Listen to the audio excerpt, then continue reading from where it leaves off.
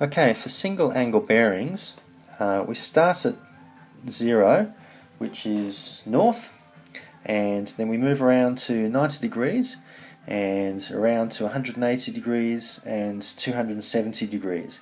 So this always moves clockwise, north, east, south and west, but we never actually go anti-clockwise or never in a negative direction. Bearings are always positive. If we want to make a bearing from this diagram, if I want to draw a bearing of 160 degrees, again we go clockwise, so we're starting out at 0 and we're going 160 degrees. So that's drawing about here, but we're remembering the actual bearing direction is 160 degrees clockwise. So we're looking at 160 degrees from 0, starting out at 0. So that's 160 degrees. And that gives us a bearing. This direction is actually 160 degrees from 0. And that's a bearing of 160 degrees. Okay, for directional bearings we have north, south, east and west on the compass.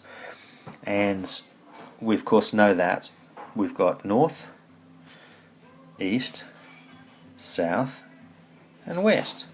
And if you need to remember this, the way I remember it is never eat shredded wheat.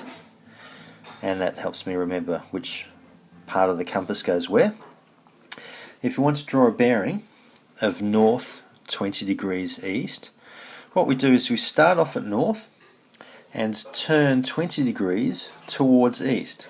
So if we were drawing in the bearing, we would start at north and turn 20 degrees towards east, which gives us the north 20 degrees east.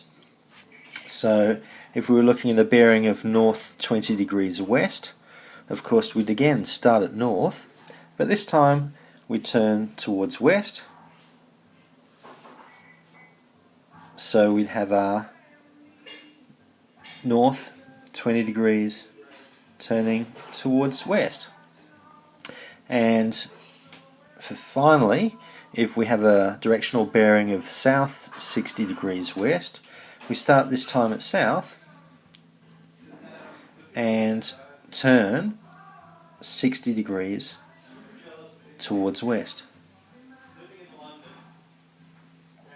So there are directional bearings.